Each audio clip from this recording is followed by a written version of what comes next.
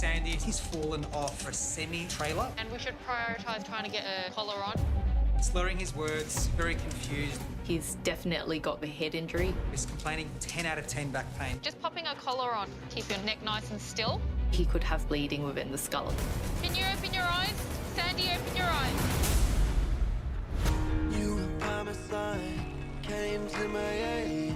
Look inside my eyes and help me try to ease the pain. You're my lifeline, tell me it's gonna be right. You're my lifeline, reach out your hand, take mine. Very worried for you, my friend. The bone's been smashed to bits. Whoa! He's actually stopped breathing. Help me, please save me right now. Without intervention, he's likely to die. That's better. I need you to save me now.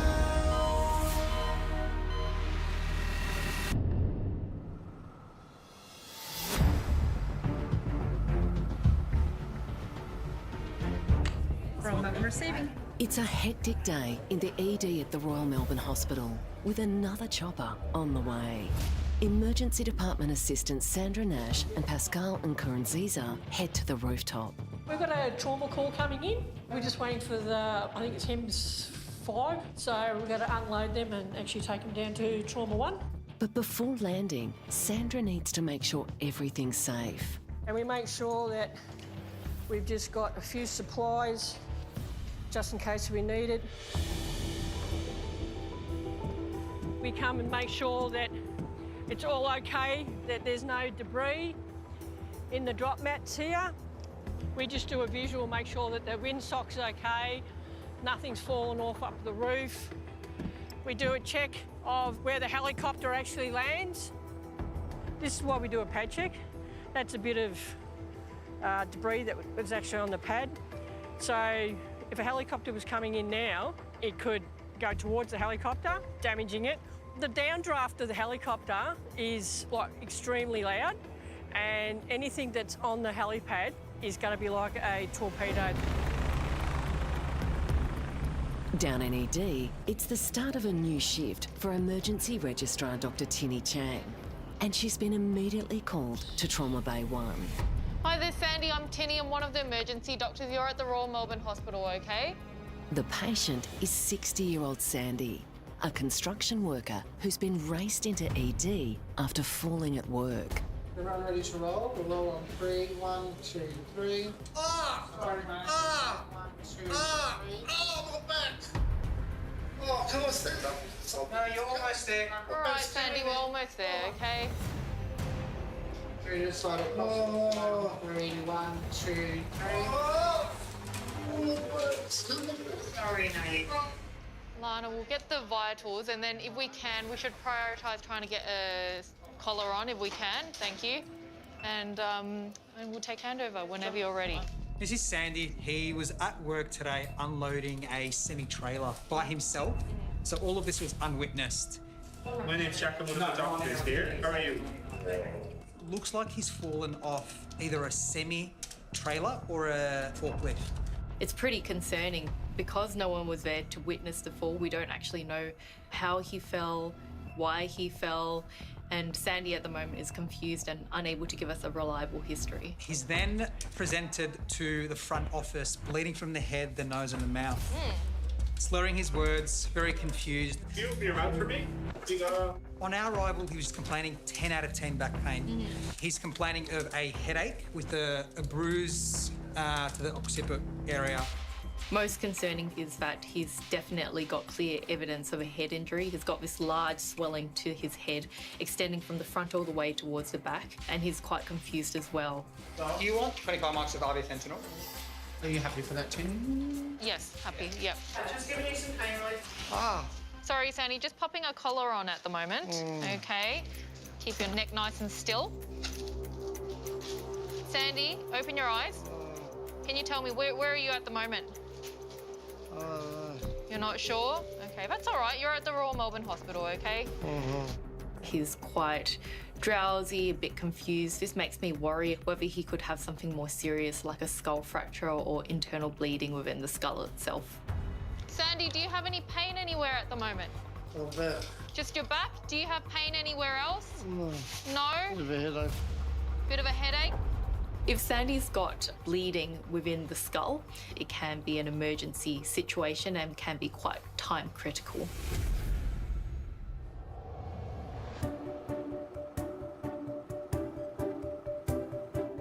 Experienced emergency nurse Lucy Stranger is taking a well-earned breather from the busy ED floor. The longer you've been in the job, the more you prioritise your break. You realise it's really important just to stop, check in with yourself. Nurse Lucy is well known for her special snacks. A salad sandwich. The spinach is from the garden, from my garden, and soon the tomatoes will be from the garden, but not yet. People tease me about my salad sandwiches until they're completed and then everyone wants a bite. Sometimes it's hard to turn off even when you're up here, depending on what's happened downstairs, but a moment to sit down is a good moment. I've done this for 13 years. I'm still not exactly sure how best to take a break, but making a sandwich, having a cuppa, not a bad way. No sooner has Nurse Lucy finished her break than she's called back to the ED, where her next patient is waiting. So you've got any pain there now? It's just like a dull ache Okay, doll. and twinges. Yeah. Georgie, who has a history of heart problems, has been rushed into the ED after suffering agonising chest pain for 3 days. It was really horrifically painful last night, no sleep, so I thought, don't want another night like that. Despite terrible symptoms, Georgie didn't come to hospital right away, as she had no one to look after her dog Bobby. That's the reason you didn't come in earlier. I know. Won't do that again. Oh dear. Having seen Georgie's medical records, Injuries on your aorta in the past? Yeah. And you've had them fixed. Did you get them fixed here? Nurse Lucy knows she's already survived major surgeries and is lucky to be alive. The open heart surgery or the ascending Yep. aorta, that was done here. Georgie's had 2 operations on her aorta in the past. Our aorta is basically the highway from our heart. It's the big blood vessel that comes from the heart, pumping oxygenated blood out to the rest of the body. So it's very important. If you ever look at the X-ray, just bring that up. Before heading in to see Georgie, emergency doctor Zahir Jayhoon quickly gets up to speed with her history. So she's essentially had multiple previous repairs with multiple previous dissections. And so she's got a graft from the aorta that goes all the way down the abdomen. Wow, look at this. Yeah. That's epic. Yeah, I've never seen something like that before. Hey. Georgie's previously had an aortic dissection, sort of like a crack where blood can leak out, and if the crack gets any bigger, then that can be an aortic rupture, which is as deadly as it sounds. Hi, Georgie. So last night you had some chest pain. It went down towards the chest. Yeah, right. And down the left arm as well. Yes. And the neck was the worst. Oh, yeah. Did you feel lightheaded at all? Don't recall That's being okay. lightheaded. Terrified. Are you in pain at the moment? It's just a dull pain. Sure. Whereabouts do you feel Kind it? of here. Sure. Okay. Do you mind if I have a listen to the heart and to the lungs? Is that okay? Yep. Yeah? Dr. Zahir needs to urgently assess Georgie to know if her pain is related to her past surgeries or is something completely new. Your blood pressure is quite different, so the one on the right is a lot lower than the one on the left. Try and take some nice slow breaths in and out for me. Okay. The fact that there's a blood pressure difference between the left and the right arm means that it's much more likely that she does have an aortic dissection. And again? I'll breathe. Yes, please. When I listen to Georgie's heart, I can hear a murmur. It tells me that the blood isn't flowing the way it should. It's worrying because it could mean that there's a tear in the aorta that goes into the heart, which makes me very worried. When did you have this aortic repair done again, Georgie? The ascending 2011 Yep. and descending 2013. Have you had any since then or anything? Well, I had to have 2 corrective surgeries. Yep. Because Georgie's had that major operation in the past, there's additional complications we could be facing. Could she be having a leak within that? If she does have a leak, they are notoriously difficult to fix. Or Georgie could be having an aortic dissection, which could be catastrophic. I'm quite worried there might be something wrong. So what I want to do is I'm going to arrange for an urgent CT scan. Okay.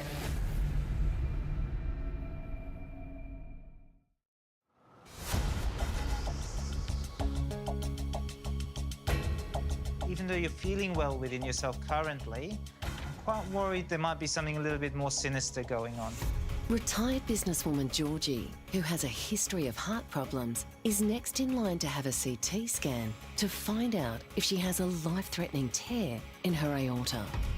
Did you want me to give your sister a call to give you an update? She's all ready to come in. I think it's important for you to have someone, Okay, a support person. Okay, I'll text her. Georgie's twin sister Helen has been waiting by the phone for an update.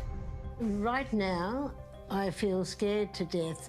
If I was to lose Georgie, it would be such a heartbreak. I just couldn't bear it. Hello, I'm Jamie. I'm one of the nurses. I'm going to go to CT with you, okay?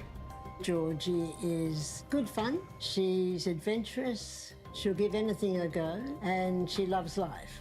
And her dog, Bobby. Please breathe in and hold your breath.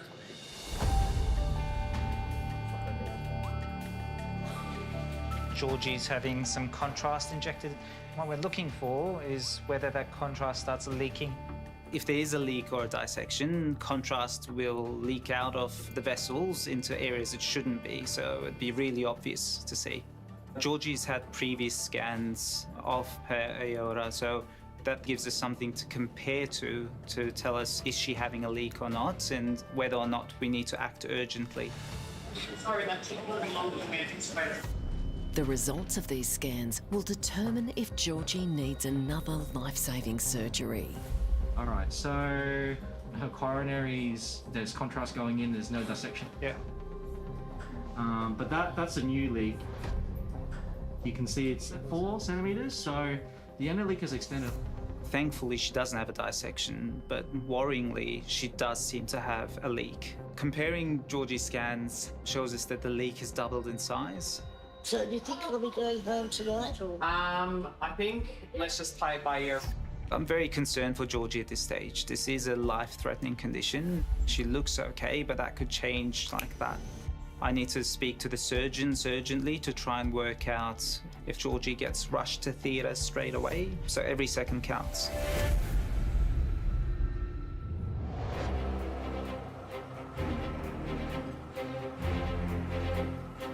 Can you tell me, where are you at the moment?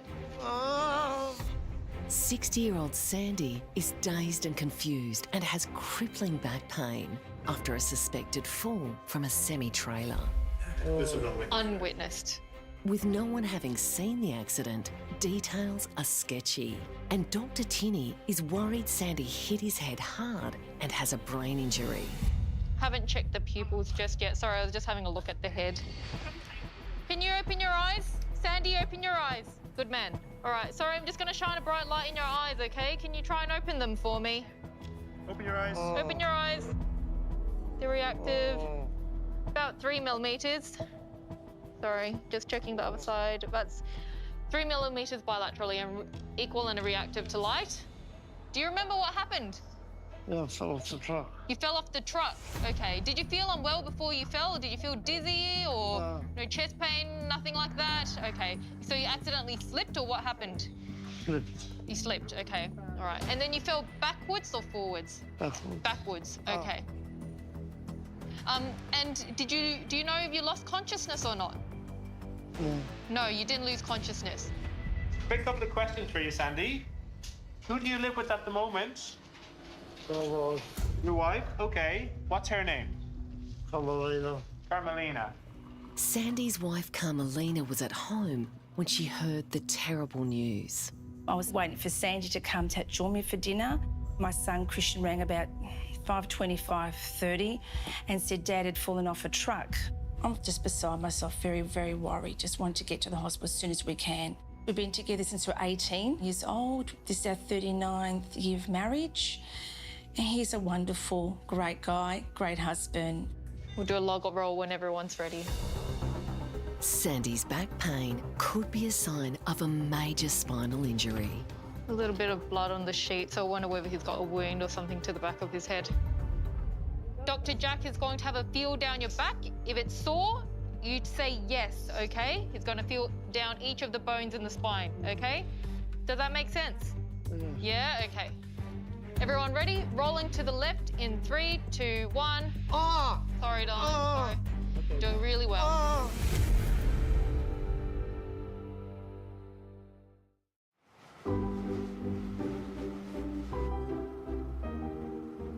When she's not hard at work in the ED, emergency registrar Dr. Beck Hughes leads a double life as a netball superstar.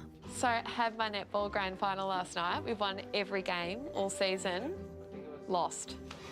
Lost the grand final by 5. I have been playing netball since I was maybe in grade 4 or grade 5, and I've loved it ever since. I think my family and my partner would definitely say that I'm a competitive person. I disagree with that. I'm a really lovely person. Anyway, devastating. But Dr. Beck can't dwell on the defeat for too long, as her next patient, Vincent, has just arrived in severe pain. I'm Beck, one of the doctors here. What's been going on? Got some pain on this side, so it's just been sharp pain, just struggling to breathe and that. Yeah. Is it there all the time, or is it sort of coming in It waves? comes and goes. Okay. Have you been vomiting? I did vomit throughout the night. Any fevers, do you reckon? I've been hot and cold sweats. And Yeah. but Have you had this before? no, not this Okay. pain. All right. How sore is it at the moment? It's an 8. An 8? Yeah. Okay. What are you taking for pain relief? Nothing. Anyone that comes into the emergency department with abdominal pain, we're working through all the different organs that are in the abdomen. Depending on the other symptoms around that, this could represent something like an appendicitis, maybe gallstones or kidney stones. He might have some sort of gastrointestinal infection. At the moment, it could be anything. See if I can work out what's going on for you. Okay, is this your first time coming to ED? No. No? What? I'm in ED almost all the time. Why? So I've got thalassemia. Yeah. So I think it's my liver. Do you know what kind of thalassemia you have? Major. Do you have to get regular Yeah, I come in transfusions? regularly. Correct. All right. Do you have any other medical No, that's conditions? No, just the thalassemia. All right. Thalassemia major is a really significant chronic condition for a young person. Back before we had treatments, it was life-threatening. These people didn't make it to adulthood. Vincent's treatment includes having regular blood transfusions, but there's also a number of complications that come from needing regular transfusions, including high iron, liver problems. It would have a serious impact on his life. If Vincent didn't have regular transfusions, it's very likely that he would die. So what do you do with yourself? Just project manager. Okay, yeah. Like on a building site Yeah, or something? Oh, all right. 30-year-old Vincent has lived with this serious condition since he was born. Trips to hospital are part of his everyday life. My white cells eat my red cells, so I don't produce enough blood in my body. So I come in regularly for blood transfusions, get 2 units of blood every 2 weeks. It has its days, has its up and downs. I've got a 4-year-old daughter. She's pretty much what keeps me going. I'm still walking, still breathing. So that's how I look at life now. But you've never had this before? No, so I've had kidney stones. Yeah. I've still got kidney stones. That felt different? Yes. Okay. Yeah. Have you ever had a surgery on your I've stomach? had multiple surgeries. Okay. I've had a spleen, ruptured bowel. I asked you, I said, what's your medical history? And you said thalassemia. Oh, thalassemia. So funny. I imagine for Vincent, he's really sick of coming to the hospital. He's sick of seeing doctors. He's sick of having to explain his story over and over again to a new person. And so I completely understand why he's not really forthcoming with all of his medical history. Okay, so tell me, ruptured spleen. So spleen taken out, Yeah. ruptured bowel. How did you rupture your bowel? Don't ask me, I don't know.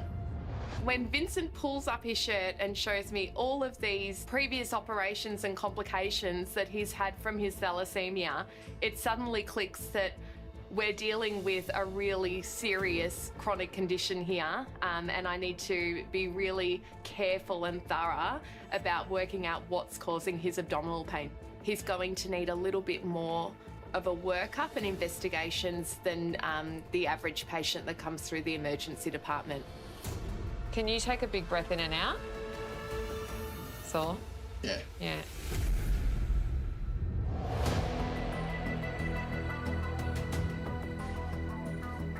Everyone ready? Rolling to the left in 3, 2, 1. Ah! Dr. Tinney and the team are checking the spine of 60-year-old construction worker Sandy for a broken back and head injury after he fell backwards off a semi-trailer. Sorry, darling. Sorry. Doing really well. Just a graze here. No big laceration. Okay. Oh, my back. Sandy, you're doing really well. Oh. Okay, good job, good job. Oh, my Alright, feeling down through the back. Any pain here? Where? Where he's where pressing? I'm pushing. And where I'm pushing? No. Okay. Is there pain there? Little. Little? Little bit, okay. Yeah. Ep2. Oh, yeah. Sandy's got quite a lot of pain, especially as we go further down the spine. He may have seriously injured his back or sustained some fractures to his spine. All right, rolling back down in 3, 2, 1. Sandy, just rolling you back down now. Oh. All right, good man. All right. Sandy, we're just going to give you some pain relief, okay? Oh, my back. I know, you're a bit sore. We'll give you some pain relief to help with that. We're going to do a full scan of your spine and the rest of your body, make sure we're not missing any injuries, okay? Oh. All right. We're just going to take you for a CT scan, okay? Finally, Sandy's family arrive, desperate for news. Hello, I'm Tinny. I'm one of the doctors. We've got a family room. Maybe I would take you around there and then we can give you a bit more updates. He's just at a scan at the moment. I've spoken to okay. We need to do some scans of the brain, make sure there's no bleed, make sure there's no fracture. Yeah. The other thing is we just need to make sure he doesn't have any fractures in his spine. It can be quite a difficult conversation to have with family members, especially when they come in and their loved ones are seriously injured or confused and not themselves. I want to reassure Carmelina that we are doing everything possible that we can to help Sandy. Okay, Sandy, I'm just going to hold your hand.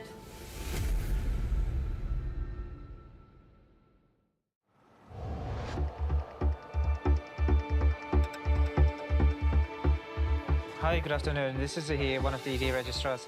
Dr. Zahir is consulting a vascular specialist about the potentially life-threatening leak in Georgie's aorta. Comparing the last CT angio that we've got on file, the radiology reg said that the leak's doubled in size, so from 2 to 4 centimetres. He needs to find out whether or not Georgie needs an emergency operation. Okay. I'm with you. So she will need some sort of procedure. Yep. Okay. Thanks for your help. Cheers, bye. Georgie does face a big operation ahead, and that is something that concerns me. Because she's had these operations in the past, it makes it even more tricky, and there's every possibility that she might not make it. Had a look at the scans. Yeah. Now, on the scans, it looks like you potentially have a small leak. It's about 4 centimetres. I've had a chat with the vascular surgeon. He's had a look at the images. It is something that will likely need an operation. So I am being admitted? Correct. This would be Georgie's third life-saving operation. It's a lot to process. And until her twin sister Helen arrives, she'll have to cope with the news on her own. How can we stop that happening, what happened last night? The pain? Pain. Well, look, you're in the right place for it. So if you've got any pain, you let us know and we'll give you some medication to bring those pain levels down. Right. Okay? I can see that Georgie's trying to put on a brave face, but she seems a bit worried and concerned, and that's understandable. Even though Georgie might look okay at the moment, that could change very quickly. These leaks can be unpredictable. She can go from how she is now to being in a dire situation.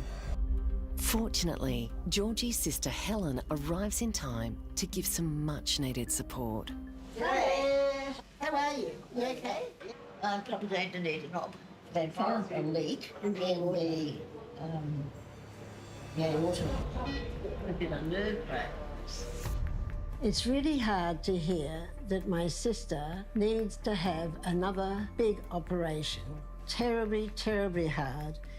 It's hugely scary. There's always that thought and that fear that things could go wrong and I might not see her again.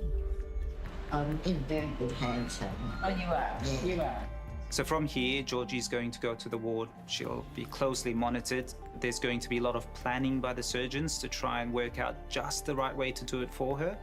But I expect her to have this procedure in the coming days. See ya. Big operations like this are inherently risky. While on the one hand, things could go well and Georgie walks out of hospital and gets back to her life, there's also the possibility that things don't go as well as we hope and that changes her life forever.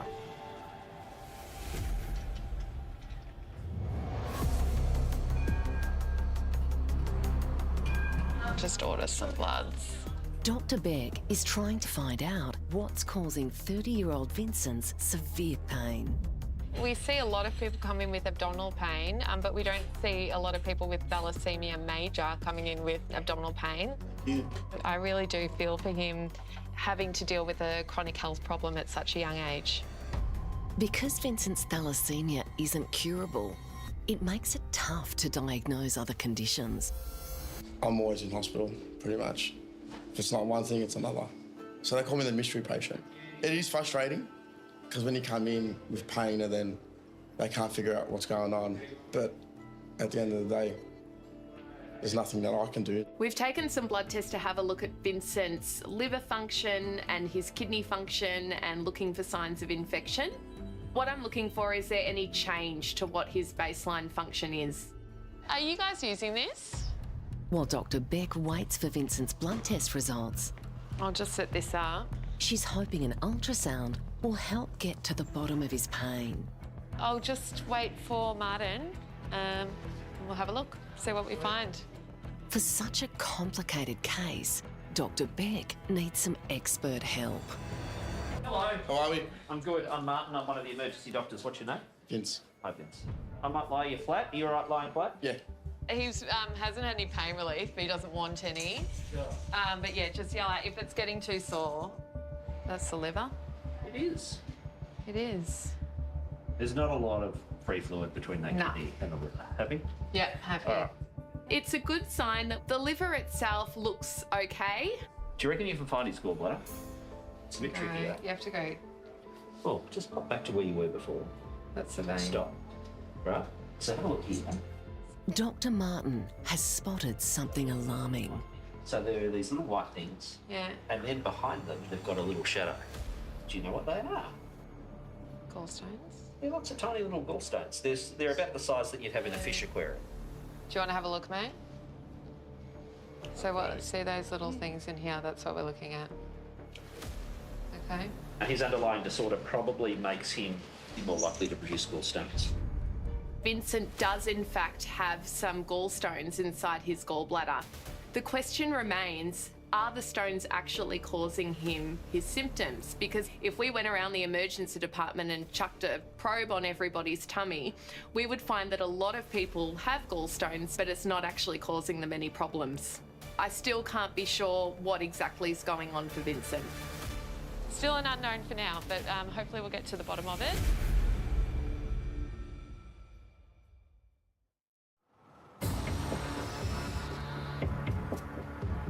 What I'm going to do is have a chat to the surgeons. They're the team that manage you if it's a problem with the gallbladder or the liver.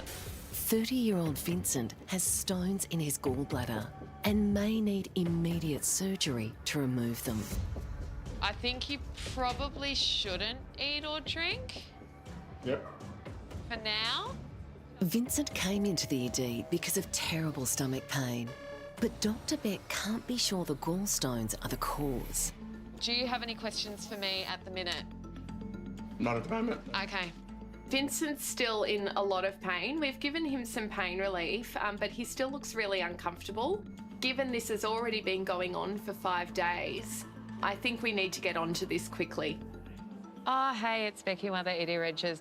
I'm just hoping to refer a patient to you for a surgical opinion. You'll come and see him next. Okay, thanks, bye. Vincent's blood results are in, but they don't help to solve his mystery pain. Kidney functions. Okay. That's actually really reassuring. And his CRP is up slightly. I'll just go let him know. Okay, I've just been on the phone to the surgical team about you, and I've got some of your blood tests back. Okay. Your blood tests are actually really reassuring. And the liver function, it's pretty much the same as it was, so that's good news. Yeah. The surgeons are actually just going to come down here and see you and have a feel of your tummy and a chat with you about whether they think you need to be admitted. I'm just going to sit tight and wait, because I just want to get to the bottom of it. I've just spoken to the surgical unit and they're not entirely convinced that Vincent's pain is caused by gallstones. He's coming into hospital firstly for some pain relief. They're planning to do some additional investigations and then a discussion based on those tests about whether he needs any sort of surgery. Vincent warned us from the beginning that he was a bit of a mystery man, and certainly he's proven himself right today. I hope it all works out. I hope so. Hope you don't need another operation. Fingers crossed. Fingers crossed, eh? All right, good luck on the ward. Thank you. Okay. Mystery patient. 'Cause you can never find out what's wrong. Ever. Your bed's ready up on the wall. So are you happy to walk? Yeah. All right. Not too bad.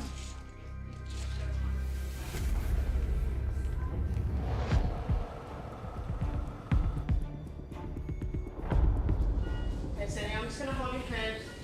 60-year-old construction worker Sandy's life could be about to change forever after he fell backwards off a semi-trailer. Hey, Sandy. I know it was sore before. We're going to go nice and quick. We're going to pop you into this CT scanner. Bit of a bump onto the CT table. Okay, ready? 1, 2, 3. Oh. He's got a small abrasion to the back of his head. That indicates that he's had impact or struck his head against something, and certainly we'd be worried about more internal injury within the brain. With the scans completed, Sandy can return to the trauma bay, where his wife Carmelina and kids Olivia and Christian can now finally comfort their loved one. You've got some friends here, darling. Yeah. You do? Hi, guys. Yeah. Oh. Sick. Hi, Dad. Oh.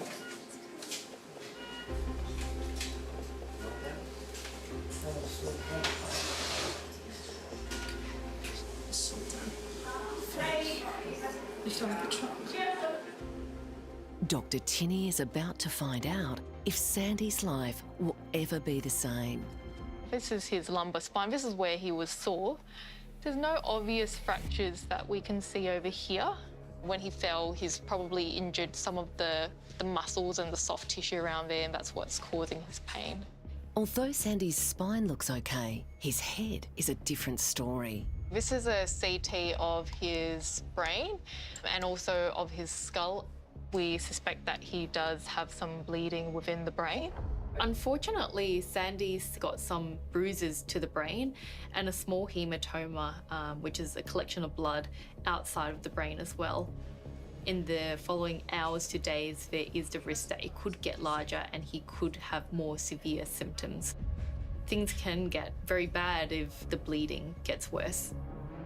There's a skull fracture that extends all the way to the vertex. He's also got a fracture of his skull on the right side. That's the crack. Dr. Tinney must now break the devastating news. The CT scans did actually show you do have a fracture in the skull from hitting your head quite hard. And it seems that there may be some evidence of some bleeding as well, okay? We're going to have a chat to our neurosurgical team at the moment as to, whether they want us to just monitor for the time being or whether they want to do anything about it. Do you have any questions? Sandy? No? Okay, all right, darling.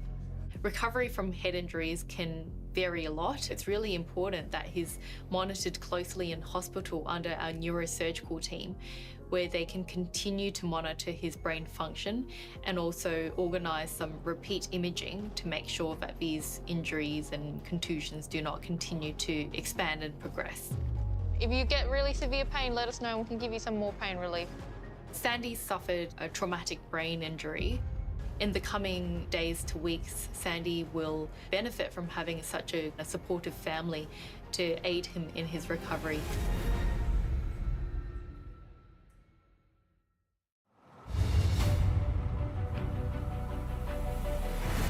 Retired businesswoman Georgie came into the ED after suffering agonising chest pains for 3 days. And down the left arm as well. Yes, and the neck was the worst. With a history of heart problems, Dr. Zahir and Nurse Lucy were worried Georgie could have a life-threatening tear in her aorta. She's got a graft from the aorta that goes all the way down the abdomen. That's epic. Yeah, I've never seen something like that before. CT scans revealed there wasn't an aortic tear, but there was a dangerous leak. I've had a chat with the vascular surgeon. It is something that will likely need an operation. So I am being admitted? That's correct.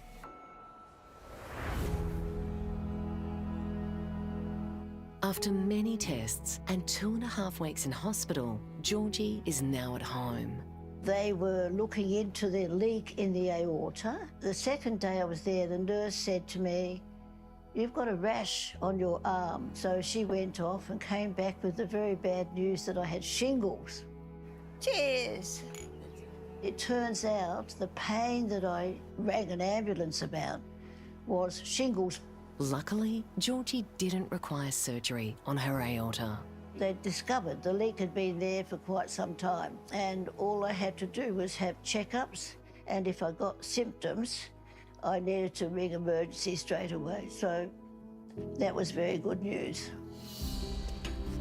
Off we go. While I was in hospital, I was worried about Bobby. He's never, ever spent a night away from me. Gentle, but I had wonderful friends and they took him on very willingly. He's having a good time. Georgie is forever grateful for the support of her loving sister. I can't say how wonderful Helen was. I could almost cry, actually. She was in there every day, supporting me. For now, Georgie only has one thing to do. The doctors have told me that I need to get a lot fitter. So I've been trying very hard to eat the superfoods and walking Bobby. I think that's one of the best things you can do for most problems, is to get out in the fresh air and walk and thoroughly enjoy it. Come on. What's been going on? I've got some pain on this side. 30-year-old Vincent came into ED with severe abdominal pain. How sore is it at the moment? It's an 8. An 8? Yeah. Okay. Vincent's a regular at the Royal Melbourne, as he lives with a serious condition and needs fortnightly blood transfusions. My white cells eat my red cells, so I don't produce enough blood in my body. An ultrasound showed Vincent had multiple gallstones. The surgeons are actually going to have a feel of your tummy and a chat with you about whether they think you need to be admitted to hospital. So I just want to get to the bottom of it. Vincent stayed in hospital for 2 weeks and had an operation to remove his gallstones and also kidney stones. He's now pain-free and enjoying life with his daughter Sienna. 1, 2, 3. Construction worker Sandy was rushed into the ED with 10 out of 10 back pain after falling backwards off a semi-trailer. Oh, the back. Is there pain there? Oh, yeah. As well as spinal injury, Dr. Tinney worried he could have a head injury. We suspect that he does have some bleeding within the brain. CT scans confirmed Dr. Tinney's fears.